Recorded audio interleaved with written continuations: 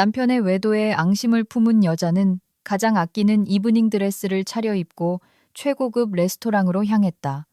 하지만 입구에서 점쟁이가 그녀를 멈춰 세웠다. 복수는 우아하게 해야 하는 법. 날 따라오면 좋은 술을 알려주지. 다음 날 아침, 남편은 자신의 사무실에 들어서는 순간 얼어붙고 말았다. 박서연은 7년간 결혼 생활을 이어왔다. 대학교를 졸업하자마자 이준서와 결혼했다. 당시 남편은 한 대기업의 부장이었지만 서연의 덕으로 승승장구하여 지금의 대표 자리에 오를 수 있었다. 하지만 그녀는 남편이 자신의 아이디어를 도용하여 그 자리에 올랐다는 사실을 까맣게 모르고 있었다. 서연은 양손 가득 무거운 장을 보고 식료품 가게를 나섰다. 11월의 찬바람이 머리카락을 흩날리자 그녀는 몸을 움츠리며 발걸음을 재촉했다. 집으로 가는 길은 화려한 쇼윈도가 늘어선 명품거리였다. 평소에는 거들떠보지도 않고 지나쳤지만 오늘따라 무언가에 이끌려 걸음을 멈췄다. 한 부티크 쇼윈도에 진열된 에메랄드빛 이브닝 드레스는 몸에 꼭 맞는 디자인의 얇은 어깨끈, 조명 아래 반짝이는 은색 스팽글 장식이 눈부시게 아름다웠다. 서연은 넋을 잃고 드레스를 바라보았다. 사교계 파티나 공식적인 행사에나 어울릴 법한 그런 화려한 드레스였다.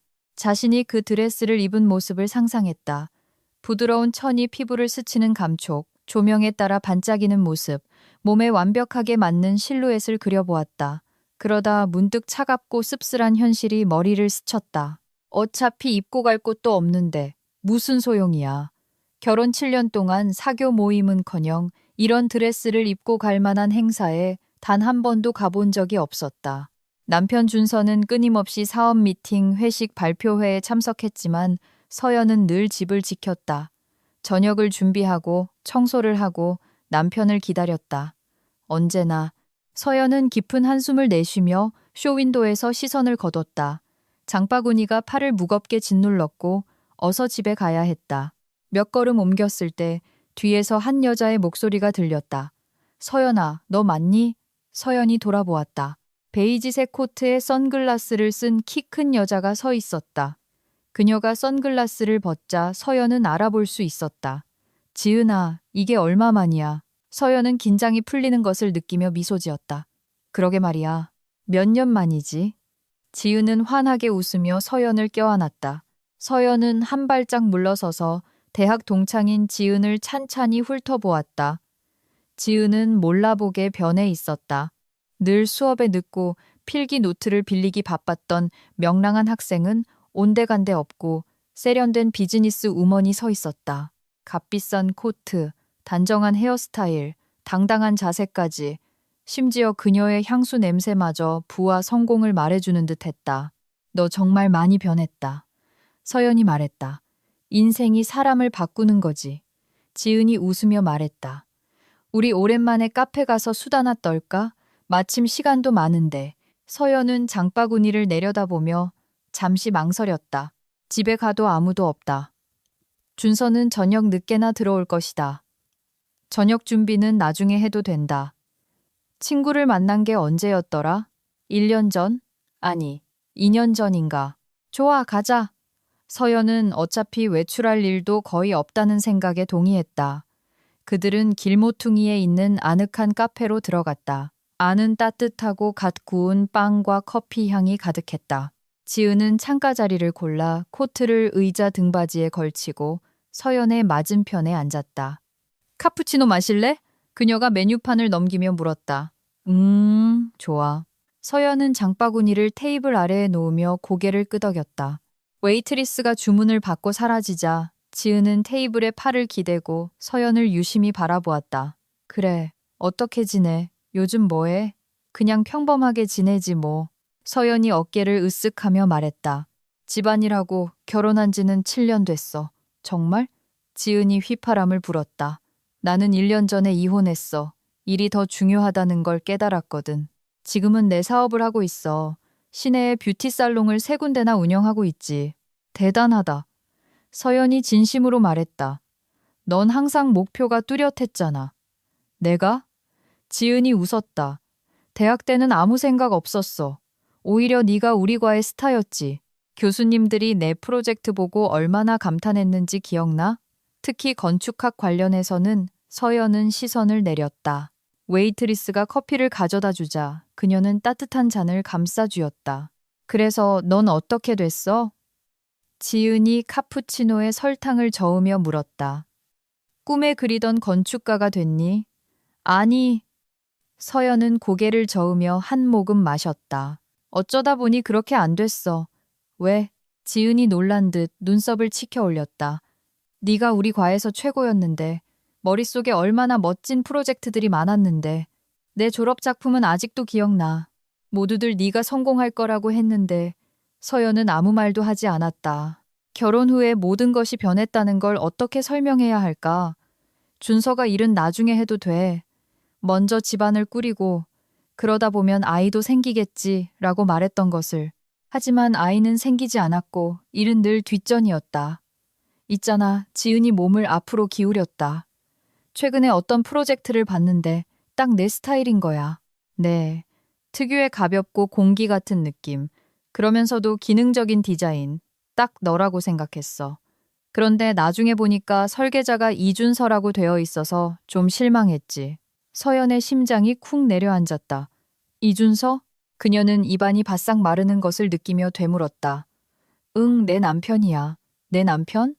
지은의 눈이 동그래졌다. 세상에, 네가 그 사람이랑 결혼한 줄은 몰랐네. 그럼 부부가 같이 일하는 거구나. 네가 프로젝트를 구상하고 남편이 실행하는 식으로? 꼭 그렇지는 않아. 서연이 천천히 말했다. 무슨 프로젝트였는데? 강변에 있는 이탈리안 레스토랑. 지은이 핸드폰을 꺼내며 대답했다. 여기 봐. 석 달 전에 오픈했어. 나 며칠 전에 가봤는데 정말 예쁘더라. 인테리어가 환상적이야. 그녀는 핸드폰을 테이블 너머로 건넸다. 서연은 떨리는 손으로 핸드폰을 받아 사진을 보았다.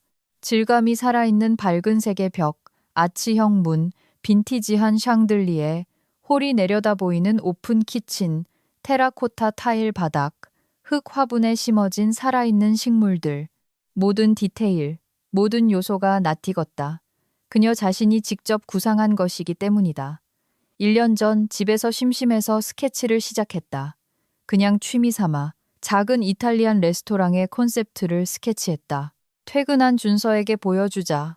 그는 흘깃 보고는 괜찮네 라고 말했을 뿐이다. 그리고 그녀는 그 일을 까맣게 잊고 있었다. 그런데 이제 그녀의 프로젝트가 현실이 되어 있었다. 다만 저작자는 그녀가 아니었다. 예쁘지? 그렇지? 지은이 핸드폰을 다시 가져갔다. 보자마자 네 생각이 났어. 이 스타일은 누구도 흉내낼 수 없거든. 예쁘네. 서연이 힘없이 대답했다. 심장이 빠르게 뛰었다. 가슴이 답답해서 숨쉬기조차 힘들었다. 준서가 허락도 없이 하다못해 상의 한마디 없이 자신의 아이디어를 사용할 것이라고는 상상도 못했다. 어떻게 그럴 수가 있을까? 서연아, 무슨 일 있어? 지은이 걱정스럽게 물었다. 얼굴이 창백해. 아니야, 괜찮아. 서연은 억지로 미소를 지었다. 그냥 좀 피곤해서 그래. 혹시 그 레스토랑 기사 링크 좀 보내줄 수 있어? 읽어보고 싶어서. 물론이지. 지은은 빠르게 핸드폰을 조작해서 링크를 보내주었다. 건축 잡지에 크게 실렸어. 내 남편이 인터뷰도 했더라. 콘셉트랑 영감의 원천에 대해서 말이야. 영감의 원천. 서연은 이를 악물었다. 그들은 20분 정도 더 잡담을 나누었다. 지우는 자신의 뷰티 살롱, 새로운 지점을 낼 계획, 좋은 직원을 구하는 어려움에 대해 이야기했다. 서연은 건성으로 들으며 기계적으로 고개를 끄덕이고 의례적인 말을 덧붙였다. 마침내 작별 인사를 하고 헤어졌을 때 서연은 발이 저절로 움직이는 것을 느꼈다. 장바구니는 깃털처럼 가벼웠다. 세상이 온통 잿빛으로 변하고 소음은 멀어졌으며 거리를 오가는 사람들은 흐릿한 그림자로 보였다. 집으로 걸어가는 내내 머릿속에는 단 하나의 생각만이 맴돌았다. 남편이 내 아이디어를 훔쳤다. 그냥 가져다 썼다. 묻지도 암시하지도 않고 준서는 늘 그녀가 집에 있어야 한다고, 그녀의 역할은 가정을 꾸리고 자신을 지원하며 든든한 버팀목이 되어주는 것이라고 말했다. 그러면서 뒤로는 그녀의 재능을 이용해 자신의 경력을 쌓고 있었던 것이다. 서연은 신호등 앞에 멈춰서서 빨간불을 응시했다. 속에서 무언가 뒤틀리는 느낌이었다. 분노, 씁쓸함, 배신감. 7년 동안 그녀는 남편을 위해 자신의 꿈을 희생했다. 7년 동안 그들이 한 팀이라고 공동의 목표를 가지고 있다고 믿었다. 하지만 이제 와서 보니 그는 단지 그녀를 이용했을 뿐이었다. 신호가 녹색으로 바뀌었다. 서연은 길을 건너며 발걸음을 재촉했다. 집에 가서 노트북을 켜고 그 기사를 찾아서 모든 것을 직접 확인해야 했다. 서연은 장바구니를 떨어뜨릴 뻔하며 아파트로 뛰어들어갔다. 떨리는 손으로 코트를 벗었다. 신발은 현관 한가운데 아무렇게나 벗어 던져졌다. 부엌으로 가서 식료품을 식탁 위에 쏟아내고는 식탁 위에 닫혀있는 노트북을 보고 잠시 멈췄다. 불길한 예감에 속이 울렁거렸다. 지은이 보내준 링크. 그냥 열어서 확인하면 되는데 손이 말을 듣지 않았다. 서연은 심호흡을 하고 노트북으로 다가가 열었다. 화면이 켜지며 3년 전 휴가 때 준서와 함께 찍은 사진이 바탕화면에 나타났다. 그때는 웃고 껴안고 미래를 계획했었다. 그녀는 브라우저를 열고 링크를 클릭했다.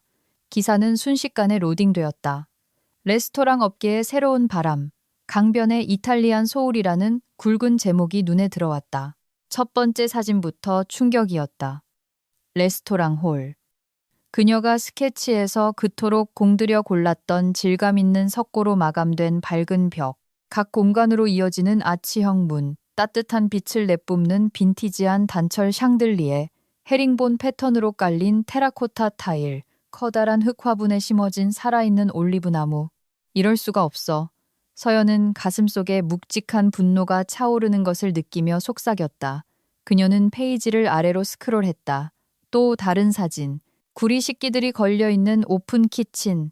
짙은색 나무로 만든 바. 강변이 내려다 보이는 아늑한 테라스. 모든 디테일이 이것이 그녀의 작품, 그녀의 비전이라고 소리치고 있었다. 모든 선에 그녀의 영혼이 담겨 있었다. 서연은 기사를 계속 읽었다.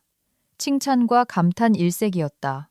기자는 전통적인 이탈리아 건축 요소와 현대적인 해결책이 얼마나 조화롭게 어우러지는지, 공간 구획이 얼마나 잘 계획되었는지, 색상 구성이 얼마나 훌륭한지에 대해 극찬했다.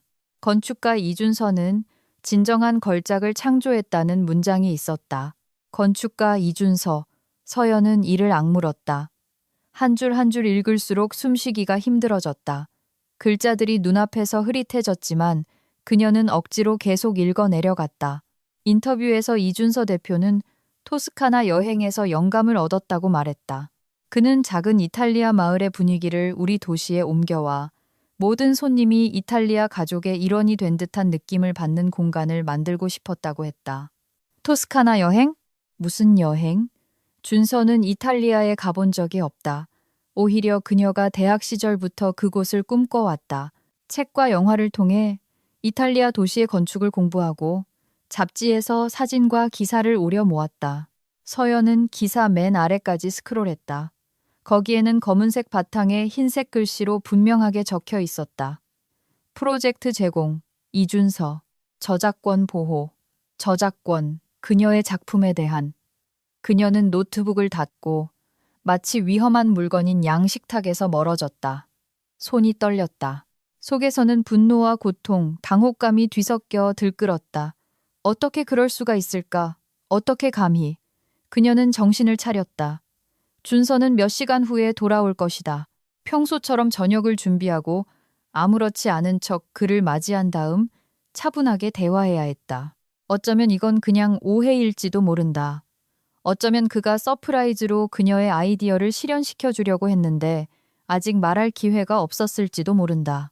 서연은 냉장고에서 닭고기와 채소를 꺼내면서 거의 그렇게 믿었다. 양파와 당근을 썰면서 거의 그렇게 믿었다. 프라이팬에 고기를 구우면서 거의 그렇게 믿었다.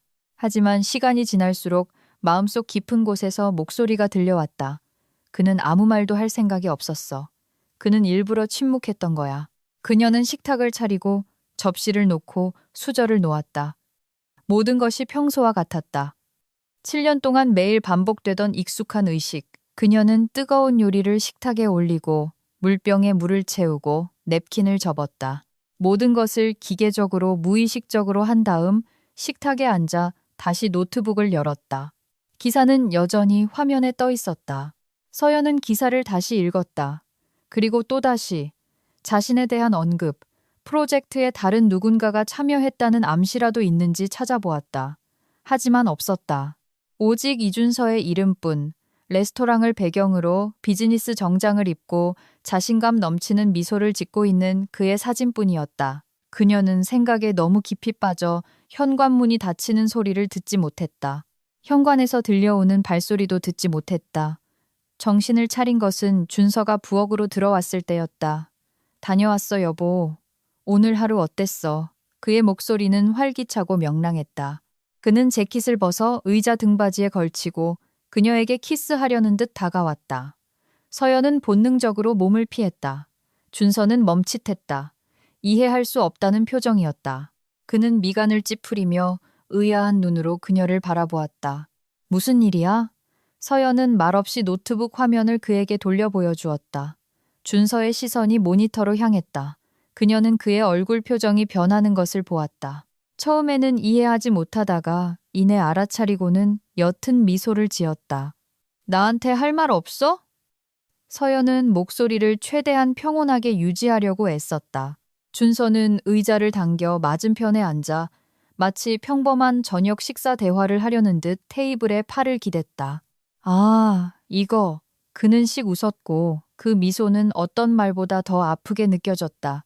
급하게 독창적인 아이디어가 필요했는데 내 아이디어가 딱이었어. 알다시피 클라이언트가 뭔가 특별한 걸 원했는데 개발할 시간이 없었거든. 내 스케치가 생각나서 봤는데 완벽하게 들어맞았어. 완벽하게 들어맞았다고. 서연은 속이 차갑게 식는 것을 느끼며 그의 말을 되풀이했다. 허락도 구하지 않고 말이지. 여보, 준서는 달래는 듯 그녀에게 손을 뻗었지만 그녀는 자신의 손을 거두었다. 우리는 가족이잖아. 그런 형식적인 절차가 왜 필요해? 이 프로젝트 덕분에 큰돈을 벌었고 우리 아파트 대출도 다 갚았잖아. 잘된 일 아니야? 잘된 일이라고. 서연은 소리치고 싶은 것을 간신히 참았다. 내 프로젝트로 대출을 갚았는데 나는 그 사실조차 몰랐다는 거네. 그것도 그렇네. 내가 다른 말을 했었지. 좋은 조건으로 대출을 받았다고 말했었지. 뭐 꼭 대출이라고 할 수는 없지. 준서가 어깨를 으쓱했다. 서연아, 너무 과장하지 마. 그냥 일이야. 그냥 프로젝트일 뿐이라고. 그냥 프로젝트라고. 서연의 목소리가 떨렸다. 이건 내 일이야, 이준서. 내 아이디어, 내 스케치, 내 비전이라고. 내가 몇 주 동안 모든 디테일, 모든 요소를 고민해서 만든 거야. 그런데 당신은 그걸 그냥 가져다 쓴 거야. 여보, 화내지 마. 그가 그녀의 손을 잡으려 했지만 그녀는 벌떡 일어섰다. 우리는 가족이잖아. 우리에게 있는 모든 것은 공동의 것이야. 이게 당신을 그렇게 화나게 할 줄은 몰랐어. 당신이 건축가로 일하고 싶다고 말한 적 없잖아. 당신이 그렇게 하라고 말하지 않았기 때문이지. 서연이 쏘아붙였다. 당신은 성공한 남편의 아내는 일할 필요가 없다고. 내 자리는 집이라고. 가정을 꾸리고 당신을 지원해야 한다고 말했잖아. 그리고 당신은 그 역할을 아주 잘 해내고 있어. 준서가 몸을 바로 세웠다. 그의 목소리가 단호해졌다. 서연아, 나 피곤해. 쓸데없는 일로 소란 피우지 말자. 저녁 다 식겠어. 쓸데없는 일이라고. 그녀는 자신의 귀를 의심했다. 당신은 내 아이디어를 훔쳐놓고 그걸 쓸데없는 일이라고 부르는 거야?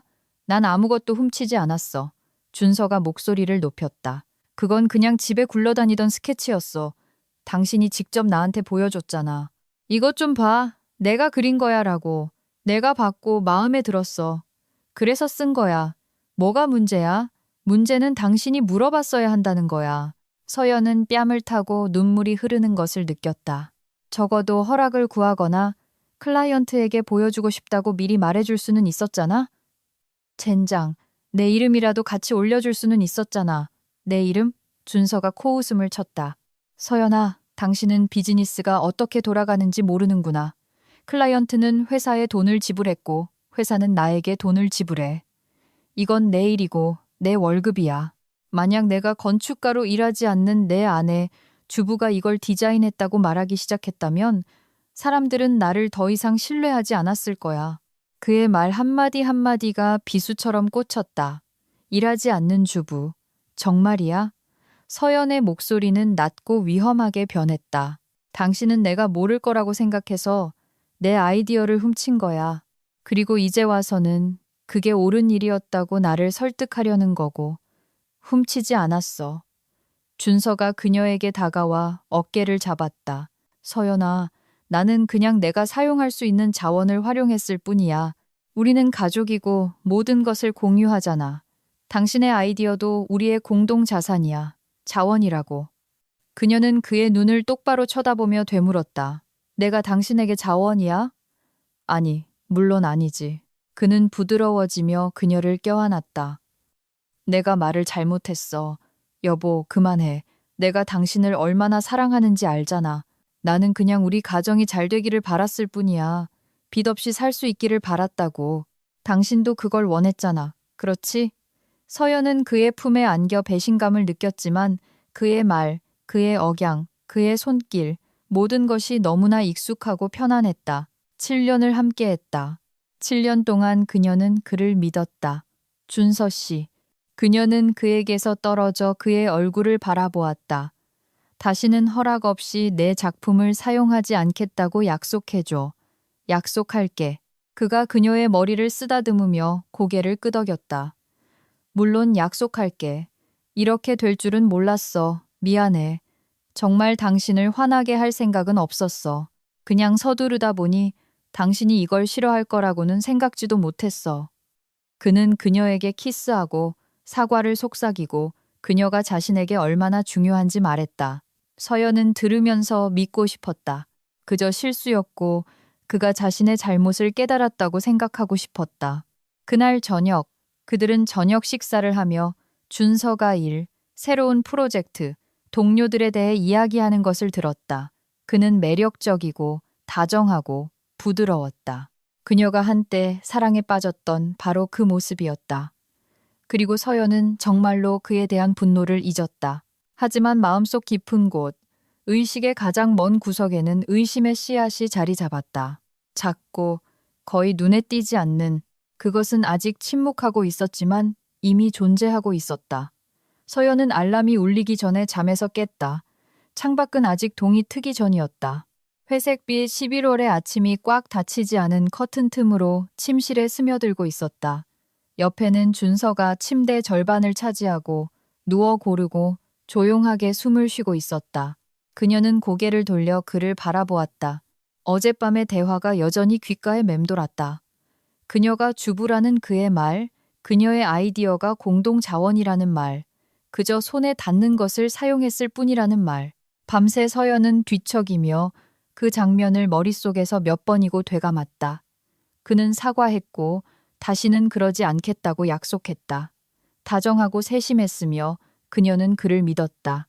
7년간의 결혼 생활이 무언가를 의미해야 했기 때문에, 믿고 싶었기 때문이다. 하지만 다가오는 하루의 차가운 빛 속에서 모든 것이 다르게 보였다. 더 냉정하게. 서연은 조용히 침대에서 일어나 가운을 걸치고 침실을 나섰다. 부엌은 쌀쌀했다. 그녀는 주전자를 켜고 조리대에 기대어 창밖을 바라보았다. 마당에서는 관리인이 낙엽을 쓸고 있었다. 평범한 아침, 평범한 하루. 물이 끓는 동안 서연은 냉장고를 열고 달걀, 베이컨, 토마토, 빵을 꺼내기 시작했다. 푸짐한 아침 식사를 준비하기로 했다. 마음을 바꾸지 않기 위해, 겁먹지 않기 위해 손을 바쁘게 움직여야 했다. 오늘 그녀는 그에게 말할 것이기 때문이다. 몇 년 전에 말했어야 했던 것을. 프라이팬에서 달걀 프라이가 지글거렸다.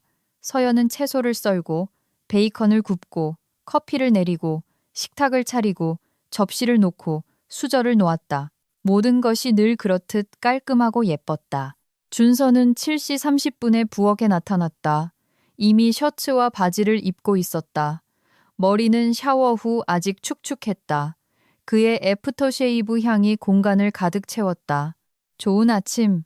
그는 미소를 지으며 그녀를 지나쳐 접시를 들여다보았다. 와, 이게 무슨 아침 식사야. 무슨 날이야. 아무 날도 아니야. 서연이 그에게 커피를 따라 주었다. 그냥 그러고 싶었어. 그들은 식탁에 앉았다. 준서는 바로 포크를 들고 달걀 프라이와 베이컨을 접시에 담았다. 그는 식욕 좋게 먹으며 동시에 핸드폰으로 무언가를 훑어보았다. 서연은 그를 바라보며 적절한 말을 찾으려고 애썼다. 그녀는 아침 내내 이 말을 연습했지만 막상 그가 맞은편에 앉아있자 말이 목구멍에 걸렸다. 맛있네. 준서가 핸드폰에서 눈을 떼고 그녀를 바라보았다.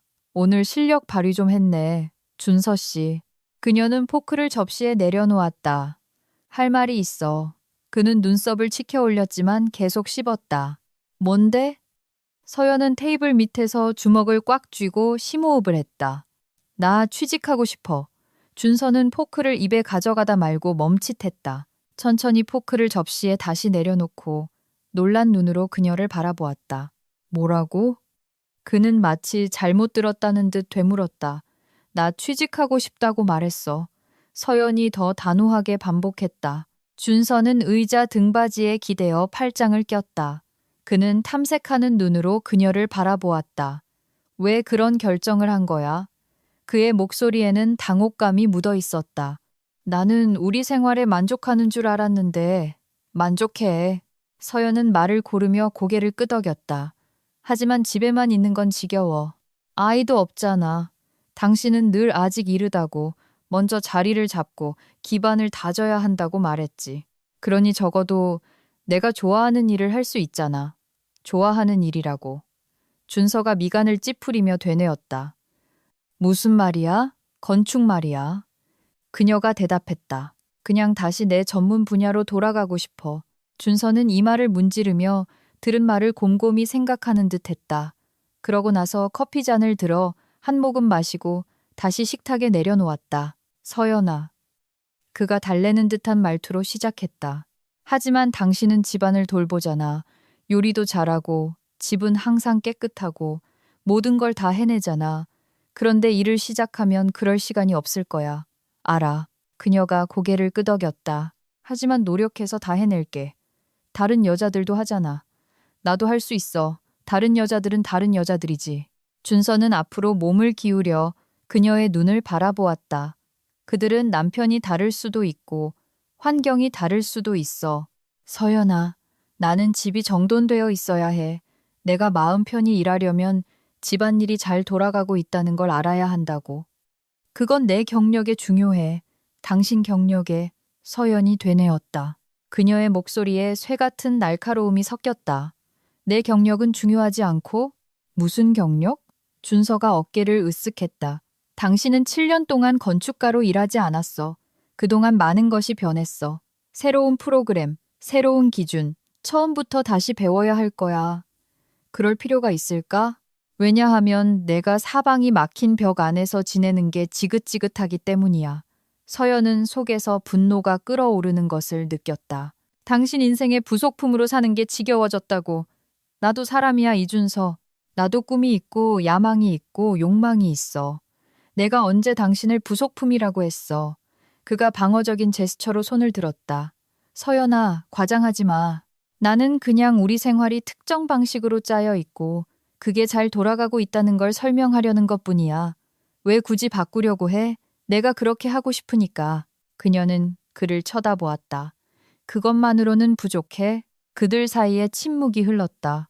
준서는 잔을 손에 들고 빙빙 돌리며 분명 변명거리를 찾고 있었다. 서연은 시선을 떼지 않고 기다렸다. 그녀는 물러설 생각이 없었다. 좋아. 마침내 준서가 말했다. 당신이 일자리를 찾는다고 치자. 어디서 찾을 건데? 경력도 없잖아. 이력서도 없고 추천서 없이는 아무도 당신을 뽑지 않을 거야. 찾을 거야. 서연이 자신 있게 말했다. 나한테는 졸업장도 있고 대학 시절 포트폴리오도 있어. 새로운 프로젝트를 만들어서 내 실력을 보여줄 수도 있고. 새로운 프로젝트라. 준서가 비웃었다. 서연아, 그게 생각처럼 간단하지 않아. 시장은 건축가로 넘쳐나. 경쟁이 치열해. 몇 달 동안 면접만 보러 다니다가 거절만 당할 거야. 그럴 필요가 있을까? 필요해. 그녀가 짧게 대답했다. 준서는 의자 등받이에 기대어 팔짱을 꼈다. 그의 얼굴이 굳어졌다. 당신 회사에는 빈자리가 없어? 서연은 자신도 모르게 불쑥 물었다. 효과는 즉각적이었다. 준서는 커피를 마시다 사례가 들려 기침을 하며 냅킨을 움켜쥐었다. 그의 얼굴이 붉어지고 눈에는 눈물이 고였다. 진심이야? 그가 마침내 숨을 고르며 쉰 목소리로 말했다. 응, 진심이야. 서연은 고개를 기울여 그의 반응을 살폈다. 당신이 말했잖아. 큰 회사라고. 건축가 자리가 분명 있을 텐데. 없어. 준서가 입을 닦으며 퉁명스럽게 잘라 말했다. 그건 불가능해. 왜? 우리 회사 사장님인 오상무님은 부부가 따로 일해야 한다고 생각하시거든. 준서는 식탁에서 일어나 재킷을 집어들었다. 그게 그분의 원칙이야. 개인적인 관계가 업무에 방해가 된다고 말씀하셔. 그러니 좋은 생각은 아니야. 이상한 원칙이네. 서연은 그가 신경질적으로 재킷 단추를 채우는 것을 보며 말했다. 나는 같이 잘 일하는 부부들을 많이 아는데 우리 경우는 아니지. 준서는 서류 가방을 집어들고 핸드폰을 확인했다. 나 가봐야겠어. 미팅에 늦겠어. 당신 미팅은 1시간 후잖아. 서연이 차분하게 말했다. 어제 당신이 직접 말했어. 준서는 문 앞에서 멈칫했다가 돌아섰다. 그의 시선에서 서연은 알아챌 수 없는 무언가가 스쳐 지나갔다. 짜증, 두려움, 분노가 뒤섞인 시간이 앞당겨졌어. 그가 내뱉었다. 저녁에 전화 왔었는데 말하는 걸 잊었네. 그는 부엌을 나갔다. 서연은 그가 현관에서 신발을 신고 열쇠를 챙기는 소리를 들었다. 현관문이 쾅 닫히고 그녀는 혼자 남았다. 그녀는 식탁에 앉아 먹다. 남은 아침 식사를 바라보았다. 그의 접시, 그의 컵, 옆에 구겨져 던져진 그의 냅킨. 모든 것이 너무 서두르고 너무 신경질적이었다. 서연은 일어나 창가로 다가갔다. 아래마당에는 준서가 빠른 걸음으로 차를 향해 걸어가고 있었다. 운전석에 앉아 시동을 걸고 아파트 창문을 한 번도 돌아보지 않고 마당을 빠져나갔다. 그는 왜 그렇게 신경질적이었을까? 왜 같이 일하자는 제안에 그렇게 날카롭게 반응했을까? 서연은 그들의 대화를 머릿속에서 되감으며 이해하려고 애썼다. 회사 사장님이 부부 동반 근무를 반대한다. 논리적으로 들리지만 준서는 왜 그렇게 겁을 먹었을까? 왜 그녀의 말을 끝까지 듣지도 않고 바로 거절하며 이유를 둘러댔을까? 그녀는 식탁으로 돌아와 설거지를 시작했다. 움직임은 기계적이었지만 머릿속은 생각으로 가득했다. 뭔가 이상했다. 그의 행동, 그의 말, 그의 반응에 뭔가 이상한 점이 있었다. 서연은 그가 커피에 사례가 들렸을 때, 얼굴이 붉어졌을 때, 땀을 흘리기 시작했을 때를 떠올렸다. 미팅이 1시간이나 남았는데도 서둘러 옷을 입고 도망치듯 나갔던 것을 그녀는 그가 왜 그렇게 행동하는지 이해할 수 없었다. 서연은 스펀지를 들고 설거지를 하며 잿빛 하늘을 바라보았다. 서연은 설거지를 마치고 수건으로 손을 닦았다. 아파트는 텅 비고 고요했다. 벽에 걸린 시계의 똑딱거리는 소리만이 침묵을 깨뜨렸다. 시간을 보니 8시 30분이었다. 앞으로 남은 긴 하루를 무언가로 채워야 했다. 어쩌면 일자리를 찾아보기 시작해야 할지도 모른다. 채용 사이트를 열고 이력서를 업데이트하고 서연은 노트북을 가지러 거실로 향했다. 그때 갑자기 초인종이 울렸다. 그녀는 멈칫했다. 이 시간에 누가 올 수 있을까? 준서는 30분 전에 나갔다. 그는 열쇠가 있다. 이웃? 하지만 그들은 보통 이렇게 이른 시간에 찾아오지 않는다. 초인종이 다시 더 끈질기게 울렸다. 서연은 문으로 다가가 현관 렌즈를 통해 밖을 내다보았다. 계단에는 검은색 코트에 선글라스를 쓴 키 큰 여자가 서 있었다. 긴 갈색 머리가 어깨에 늘어져 있었고 입술은 새빨간 립스틱으로 칠해져 있었다. 누구세요? 서연은 문을 열지 않고 물었다. 문 좀 열어주세요. 목소리는 자신감 넘치고 거의 명령조였다. 드릴 말씀이 있어요. 말투에서 무언가 불안한 느낌이 들었다. 서연은 망설였지만 결국 문을 열었다. 네, 무슨 일이시죠? 낯선 여자는 선글라스를 벗고 서연을 뚫어지게 쳐다보았다. 그녀의 갈색 눈은 날카롭고 탐색하는 듯 했다. 당신이 이준서 씨 아내예요? 그녀는 마치 다른 사람을 기대했다는 듯 놀란 표정으로 물었다. 서연은 심장이 쿵 내려앉는 것을 느꼈다. 이 여자가 어떻게 남편의 이름을 알지? 네. 그런데 누구시죠? 그녀는 문손잡이를 꽉 쥐며 눈썹을 치켜 올렸다. 낯선 여자는 미소를 지었다. 미소는 차갑고 교활했다. 저는 그 사람의 미래 아이 엄마예요. 시간이 멈춘 것 같았다. 서연은 그 말을 들었지만 이해할 수 없었다. 뇌가 정보를 처리하기를 거부했다. 엄마, 아이, 이준서.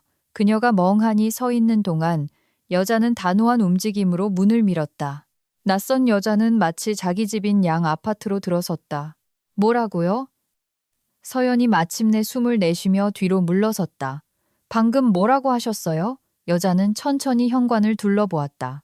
옷걸이에 걸린 옷, 거울, 신발장을 훑어보았다. 거실로 들어가 가구, 벽에 걸린 그림, 책장을 둘러보았다. 나쁘지 않네. 그녀는 감정가처럼 고개를 끄덕이며 말했다. 우리 아이가 지내기에는 충분하겠어. 물론 내 서재를 아이 방으로 만들어야겠지만 이준서 씨가 어차피 당신은 쓰지 않는다고 하던데. 서연은 마치 돌처럼 굳어 꼼짝할 수 없었다. 말들이 손뭉치를 통과하는 것처럼 들렸다. 우리 아이 방. 이준서 씨가 말했다. 누구세요? 그녀가 마침내 간신히 입을 열었다. 여자는 돌아섰다. 우아하게 코트를 소파에 벗어 던지고 안락 의자에 다리를 꼬고 앉았다. 그녀는 몸에 꼭 맞는 비싼 버건디색 드레스를 입고 있었다. 목에는 얇은 금목걸이가 반짝였다. 제 이름은 빅토리아예요. 그녀는 마치 사교 모임에서 만난 것처럼 자신을 소개했다. 이준서 씨와 같은 회사에서 일해요. 클라이언트 관리 매니저죠. 1년 반 전에 회사 회식에서 만났어요. 1년 반. 서연은 발밑에 땅이 꺼지는 것을 느꼈다. 1년 반 동안 남편은 다른 여자와 만나고 있었고 그녀는 아무것도 몰랐다. 그럴 리가 없어. 그녀는 의자 등받이를 잡으며 속삭였다. 그럴 수 있어. 빅토리아는 핸드백에서 핸드폰을 꺼내 화면을 몇 번 쓸어 넘기더니 서연에게 건넸다. 자, 못 믿겠으면 봐. 서연은 떨리는 손으로 핸드폰을 받았다. 화면에는 사진이 있었다. 준서와 이 여자가 서로 껴안고 웃으며 바다를 배경으로 서 있었다. 그는 반바지와 셔츠 차림이었고 그녀는 수영복에 파레오를 걸치고 있었다. 행복하고 사랑에 빠진 모습. 3개월 전이야. 빅토리아가 설명했다. 우리 터키 갔었어. 이준서 씨는 당신한테 출장 간다고 했지. 맞지? 서연은 기억했다. 3개월 전 준서는 정말 일주일 동안 집을 비웠었다. 투자자들과 중요한 미팅이 있어서 직접 가서 모든 것을 논의해야 한다고 했다. 그녀는 문 앞까지 배웅하며 작별 키스를 하고 행운을 빌어주었다. 그런데 그는 내연녀와 휴가를 떠났던 것이다. 그래. 빅토리아가 일어서서 다가왔다. 그녀는 서연보다 머리 하나는 더 컸고 위에서 아래로 내려다보았다. 이준서는 내 남자야. 당신이 그 긴 결혼 생활 동안 아이 하나 낳아주지 못했다면 이제 그 자리를 해줄 수 있는 사람에게 넘겨줄 때가 됐어. 임신했어요? 서연의 목소리가 떨렸다. 2개월이야. 빅토리아는 배에 손을 얹으며 과시했다. 이준서 씨는 너무 기뻐해. 항상 아들을 원했거든. 당신이 아이를 낳아줄 수 없거나 원하지 않는다고 말했어. 그는 아직도 뭐가 뭔지 모르겠대. 이건 너무했다. 너무 많은 정보, 너무 많은 고통, 너무 많은 배신. 서연은 속이 갈기갈기 찢어지는 것을 느꼈다. 그거 알아? 그녀는 빅토리아를 향해 한 걸음 다가섰다. 눈이 불타고 있었다. 당장 여기서 나가. 뭐라고? 빅토리아는 이런 반응을 예상하지 못했다는 듯 눈썹을 치켜 올렸다. 나가라고 했어. 서연은 그녀의 팔을 잡고 출구로 끌고 갔다. 내 집에서 당장 나가. 손 놔. 빅토리아가 뿌리치며 소리쳤다. 미쳤어? 나 임신했단 말이야. 상관없어. 서연은 문을 활짝 열고 남편의 내연녀를 계단으로 밀어냈다.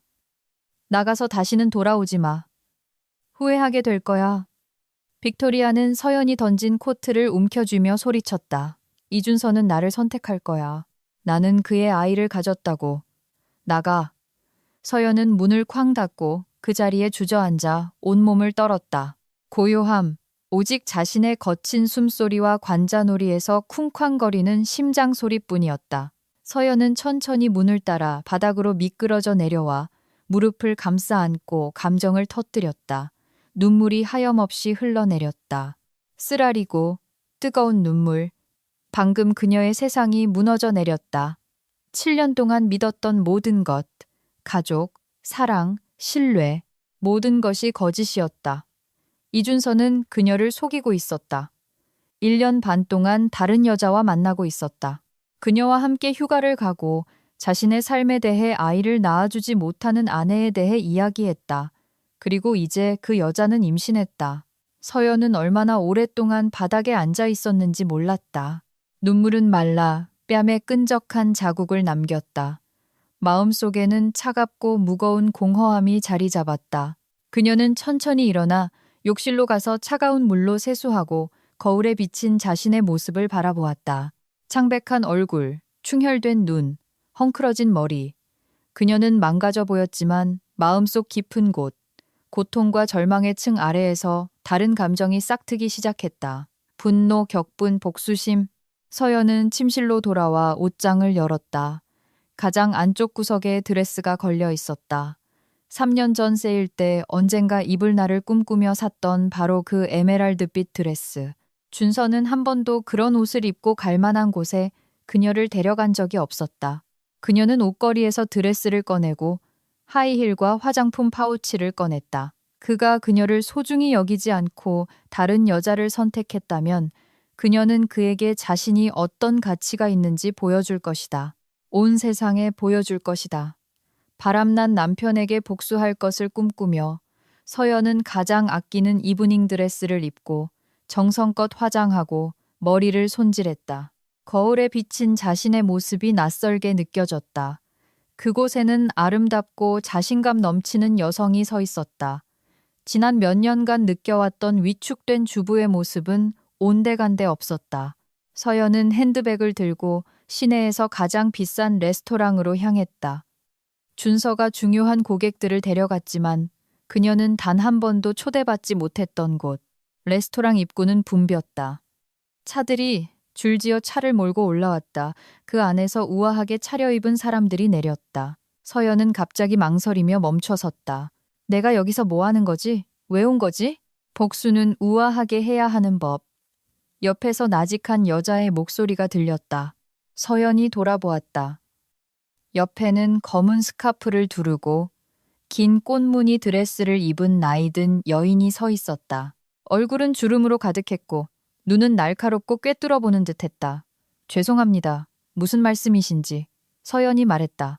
복수는 우아하게 해야 한다고 했어. 여인이 그녀를 뚫어지게 쳐다보며 반복했다. 날 따라와. 좋은 수를 알려줄 테니 점쟁이신가요? 서연은 예전에 여기서 점을 쳐주겠다며 접근하던 집시들을 본 기억이 났다. 그렇게 볼 수도 있지. 여인이 고개를 끄덕였다. 하지만 돈은 받지 않아. 그냥 돕고 싶을 뿐이야. 날 따라와. 평소라면 서연은 이런 것을 믿지 않았겠지만 오늘은 평범한 날이 아니었다. 오늘 그녀의 세상이 무너졌다. 이 여인이 무슨 말을 하는지 들어본들 손해볼 것은 없었다. 그녀는 여인을 따라갔다. 그들은 건물 모퉁이를 돌아 더 조용하고 한적한 곳으로 갔다. 점쟁이는 멈춰서서 서연을 향해 돌아섰다. 내 남편 이름은 이준서지. 그녀가 말했고 서연은 얼어붙었다. 그는 자주 자기 내연녀와 이곳에 와. 키 크고 교활하고 맹수 같은 여자. 머리는 검고 입술은 빨갛지. 내가 그들을 함께 본 게 한두 번이 아니야. 서연은 들으면서도 자신의 귀를 의심했다. 이 여인이 어떻게 이 모든 것을 알지? 어떻게? 나는 많은 것을 봐. 점쟁이가 그녀의 말을 가로막았다. 왜 그에게 내 아이디어를 그냥 주느냐? 그는 그것들을 훔치고 너는 아무것도 모르잖아. 하나만 가져갔다고 생각했어? 순진한 바보 같으니. 뭐라고요? 서연은 등골이 오싹해지는 것을 느꼈다. 하지만 그는 이탈리안 레스토랑 아이디어 하나만 썼다고 했어요. 이탈리안 레스토랑이라고. 점쟁이가 비웃었다. 쇼핑몰, 오피스 빌딩, 주거단지까지. 네가 몇 년 동안 집에서 심심해서 그렸던 모든 것. 그는 내 스케치를 가져다가 자기 것처럼 행세했어. 그걸로 경력을 쌓았지. 서연은 비틀거렸다. 그럴 리가 없어. 그가 모든 것을 훔쳤을 리가 없어. 그녀는 그냥 취미 삼아 너무 많은 프로젝트를 그렸다. 설마 그럴 줄은. 생각해봐. 그런 남자가 내게 필요할까? 점쟁이가 두 팔을 벌렸다. 그는 너를 속이고 내 아이디어를 훔치고 내 연녀를 두고 있어. 그에게서 뭘 보는 거니? 저는 모르겠어요. 서연은 다시 눈물이 목구멍까지 차오르는 것을 느꼈다. 이리 와, 보여줄 게 있어. 점쟁이는 그녀의 손을 잡고 레스토랑 입구로 다시 데려갔다. 그들은 안으로 들어갔다. 화려한 인테리어, 크리스털 샹들리에, 테이블 위에 하얀 식탁보. 점쟁이는 서연을 홀의 먼 구석으로 안내했다. 그곳 벽에는 사진들이 걸려 있었다. 이것 봐. 그녀가 한 사진을 손가락으로 가리켰다. 서연은 더 가까이 다가갔다. 사진에는 준서가 정장을 입은 중후한 남자와 악수하는 모습이 담겨 있었다. 둘 다 미소를 짓고 있었고 쇼핑몰 모형 옆에 서 있었다. 그리고 그 모형은 서연에게 너무나 익숙했다. 그녀가 2년 전에 그린 것이었다. 콘셉트, 평면도, 외관을 디자인했다. 준서에게 보여주고 아이디어를 나누었다. 그런데 그는 모든 것을 훔쳤다.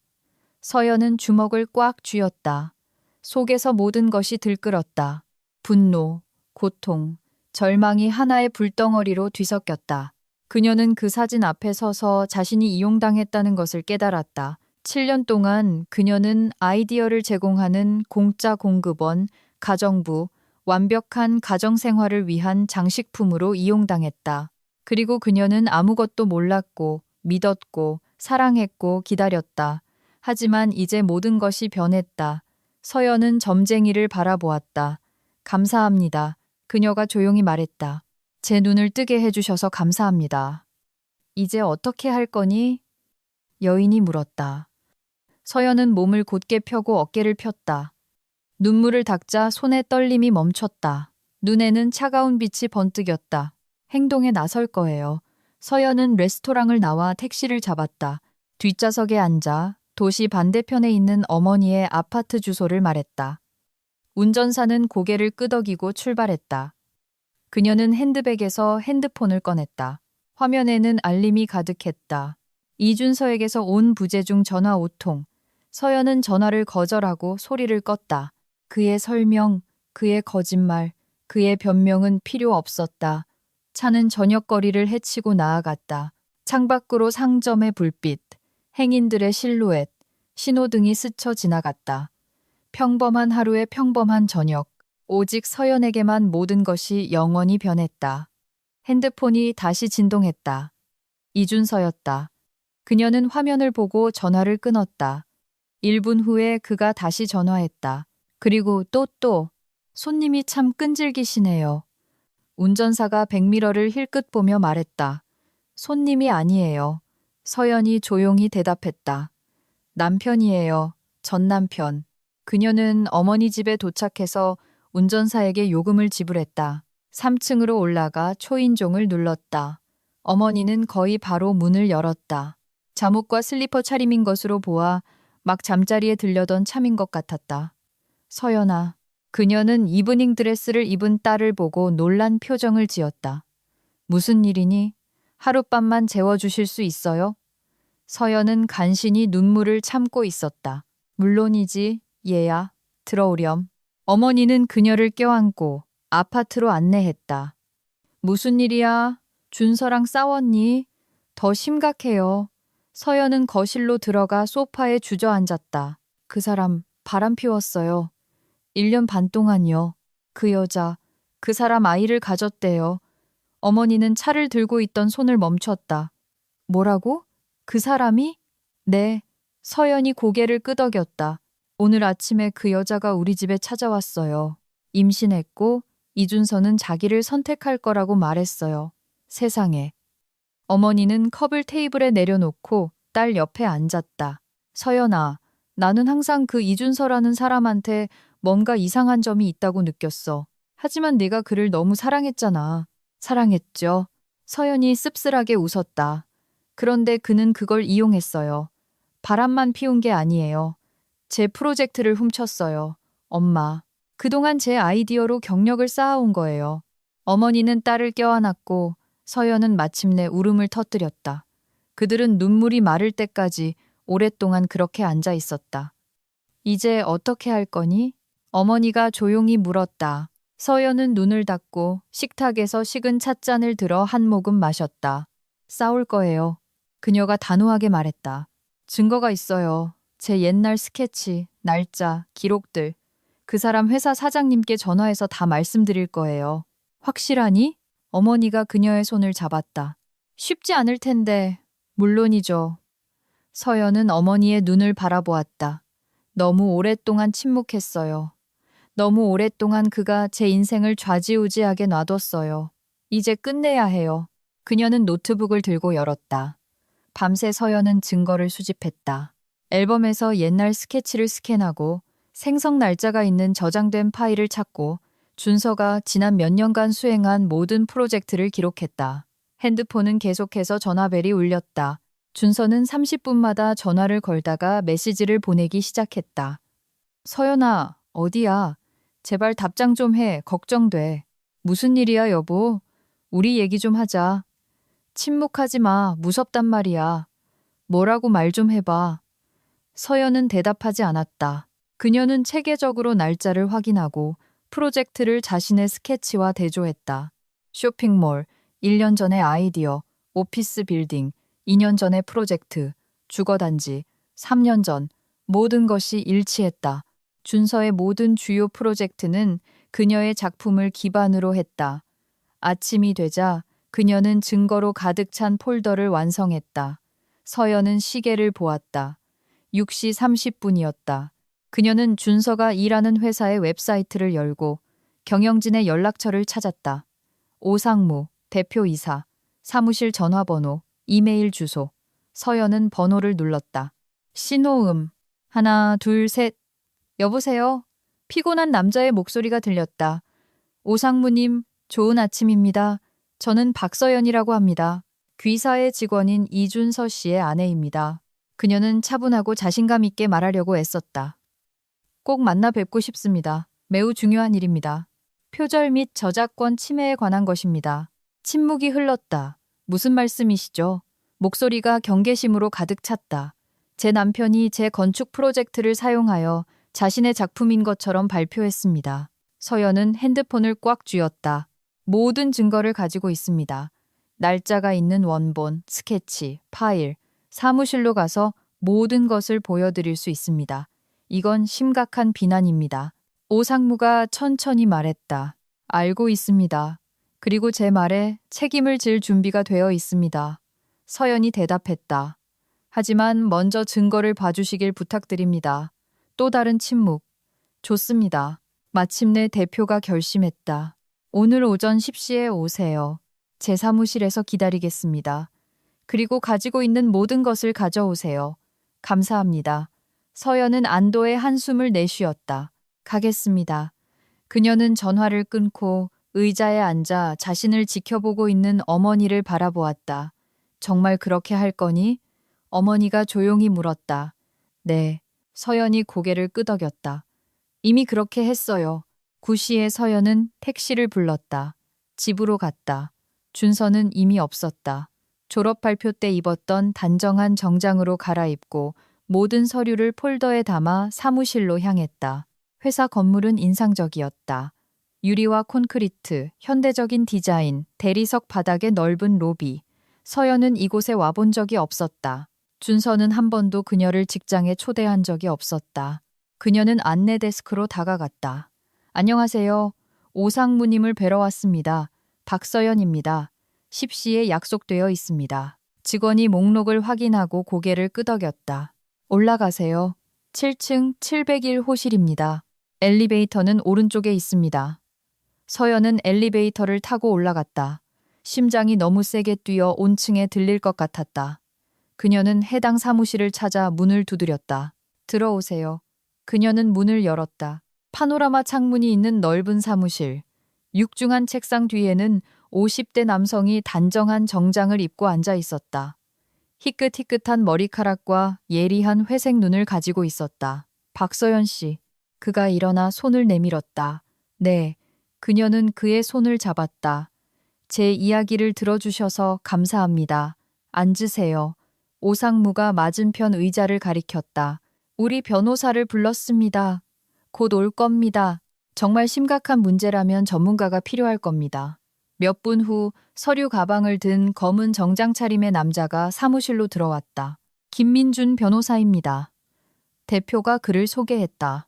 서연은 폴더를 열고 서류를 책상 위에 늘어놓기 시작했다. 스케치, 생성 날짜가 있는 파일 인쇄물, 준서의 완성된 프로젝트 사진, 비교표. 이것은 이탈리안 레스토랑입니다. 그녀는 완성된 건물 사진 옆에 스케치를 놓았다. 제가 1년 전에 그린 겁니다. 여기 파일에 날짜가 있습니다. 작년 10월 23일, 레스토랑은 올해 8월에 문을 열었습니다. 프로젝트는 이준서 씨의 작품으로 발표되었습니다. 오상무는 서류 위로 몸을 숙여 주의 깊게 살펴보았다. 계속하세요. 쇼핑몰입니다. 서연이 다음 세트를 놓았다. 제 스케치는 재작년 4월자입니다. 완공은 반년 전입니다. 저자는 이준서 씨입니다. 그녀는 프로젝트를 하나씩 늘어놓았다. 오피스 빌딩, 주거단지, 오래된 공장을 로프트로 개조하는 것. 모두 그녀의 아이디어, 모두 도용되었다. 변호사는 메모장에 메모를 했다. 대표의 얼굴은 점점 더 굳어졌다. 그리고 남편이 당신의 동의 없이 이 프로젝트들을 사용했다고 주장하시는 겁니까? 변호사가 확인했다. 네. 서연이 단호하게 말했다. 저는 취미로 그렸을 뿐입니다. 가끔 그에게 보여주곤 했어요. 그는 흥미롭다고 말했지만 그가 그것들을 일에 사용할 줄은 꿈에도 몰랐습니다. 최근까지는요. 최근에 무슨 일이 있었습니까? 오상무가 물었다. 우연히 지인을 통해 이탈리안 레스토랑에 대해 알게 되었습니다. 서연은 주먹을 꽉 쥐었다. 그러고 나서 더 깊이 파고들었고 규모를 깨달았습니다. 그는 모든 것을 훔쳤습니다. 지난 몇 년간의 제 모든 작업을요. 대표는 의자 등받이에 기대어 턱을 문질렀다. 이것은 매우 심각한 비난입니다. 만약 사실이라면 우리는 표절 저작권 침해, 사기 사건을 다루고 있는 것입니다. 어떤 감정도 받을 준비가 되어 있습니다. 서연이 말했다. 파일 날짜 감정, 스케치 필적 감정, 뭐든지요. 저는 진실을 말하고 있습니다. 좋습니다. 오상무가 고개를 끄덕였다. 이준서 씨와 이야기해서 그의 입장도 들어봐야 합니다. 그는 아침에 올라와야 합니다. 김 변호사님, 그와 연락해 보세요. 변호사는 핸드폰을 꺼내 번호를 눌렀다. 이준서 씨, 좋은 아침입니다. 곧 사무실에 오십니까? 급한 일입니다. 네, 지금요. 좋습니다. 그들은 준서의 사무실로 이동했다.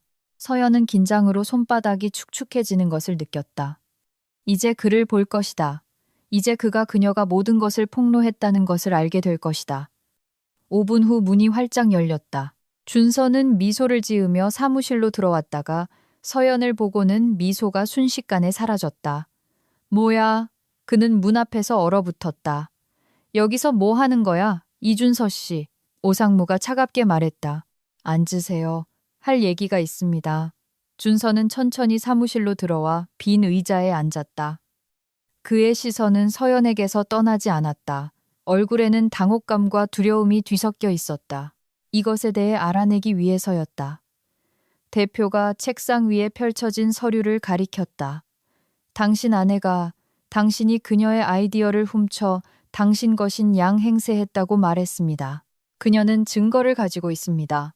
준서는 책상을 보고 얼굴이 창백해지는 것을 보았다. 그는 프로젝트를, 그녀의 스케치를 알아보았다. 이런 말도 안 되는 소리를 들으시는 겁니까? 그는 웃으려고 했지만 웃음은 어색하게 나왔다.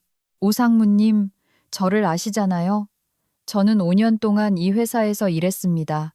이 모든 프로젝트는 제가 직접 개발한 겁니다. 말도 안 되는 소리라고요? 변호사가 차분하게 대화에 끼어들었다. 이준서 씨, 믿으세요. 당신이 이 프로젝트들을 훔쳐서 당신 것인 양 행세했다는 모든 증거가 있습니다. 파일 생성 날짜, 원본 스케치, 아주 작은 디테일까지 일치합니다. 당신은 표절과 저작권 침해로 형사 고발을 당할 수 있습니다. 그리고 그건 이런 사기에 대해서는 긴 징역형을 선고받을 수 있습니다. 준서는 입을 열었다가 닫았다. 그의 손이 떨렸지만 그는 서연을 바라보았다. 서연아, 우리는 가족이잖아. 왜 이러는 거야? 왜냐하면 당신이 나를 배신했기 때문이야. 그녀는 그의 눈을 똑바로 쳐다보았다. 당신은 내 아이디어를 훔쳤어. 1년 반 동안 나를 속였어. 당신의 내연녀는 임신했어. 그런데도 내가 왜 이러는지 묻는 거야? 준서는 더욱 창백해졌다. 네가 어떻게? 그녀가 직접 나한테 다 말했어. 서연이 차갑게 말했다. 어제 아침에 우리 집에 찾아왔어. 아주 사랑스러운 여자야. 당신의 빅토리아. 오상무가 벌떡 일어섰다. 빅토리아? 빅토리아 김, 우리 매니저? 바로 그 사람이에요. 서연이 고개를 끄덕였다. 저는 거짓말하는 직원은 필요 없습니다. 대표가 책상을 주먹으로 치며 폭발했다. 이준서 씨, 당신은 해고야. 당장 짐 싸서 건물에서 나가. 보안팀이 안내할 거야. 오상무님 기다려주세요. 준서가 벌떡 일어섰다. 설명하게 해주세요. 법정에서 설명하게 될 거야. 대표가 잘라 말했다. 김 변호사님, 소송 준비하세요. 우리는 회사 평판 손상과 사기로 그를 고소할 겁니다. 그리고 당신, 서연 씨. 그는 그녀를 향해 돌아섰다. 우리 회사에서 일할 준비가 되셨습니까? 우리는 좋은 건축가가 필요합니다. 이 프로젝트들의 진정한 저자 말입니다. 서연은 잠시 어안이 벙벙했다. 저요? 네, 물론입니다. 훌륭합니다. 오상무가 그녀에게 손을 내밀었다. 우리 팀에 오신 것을 환영합니다. 인사과에서 오늘 모든 절차를 처리할 겁니다.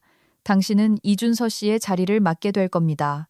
준서는 사무실 한가운데 서서 캔버스처럼 하얗게 질린 채 한마디도 하지 못했다. 서연은 그를 마지막으로 바라보았다. 7년 동안 사랑했던 남자, 가능한 모든 면에서 그녀를 배신한 남자. 안녕히 계세요, 이준서 씨. 그녀가 조용히 말했다. 경비원이 그를 사무실에서 데리고 나갔다. 다음 한 달은 꿈처럼 지나갔다.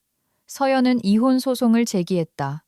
준서는 전화를 걸고 문자를 보내고 용서를 구하려고 애썼다. 그녀는 대답하지 않았다. 회사는 그를 사기 혐의로 고소했다. 감정 결과 모든 프로젝트가 서연의 작품을 기반으로 만들어졌다는 것이 확인되었다. 사건은 명백했다. 재판은 한 달 후에 열렸다. 준서는 부인하려고 했지만 증거가 너무 많았다. 변호사들은 그의 모든 주장을 하나씩 반박했다. 판결은 가혹했다. 특수 대규모 사기 및 저작권 침해로 징역 3년. 서연은 법정에서 전 남편이 끌려나가는 것을 지켜보았다. 기쁨도 만족감도 느끼지 못했다. 오직 공허함과 안도감뿐이었다. 그리고 서연에게는 새로운 삶이 시작되었다. 그녀는 회사에서 일하며 새로운 프로젝트를 만들고 자신의 아이디어를 실현했다. 동료들은 그녀를 존경했고 경영진은 그녀를 높이 평가했다. 그녀는 마침내 항상 원했던 사람이 되었다. 진정한 건축가, 자신의 분야에서 전문가, 그리고 더 이상 아무도 그것을 그녀에게서 빼앗을 수 없었다.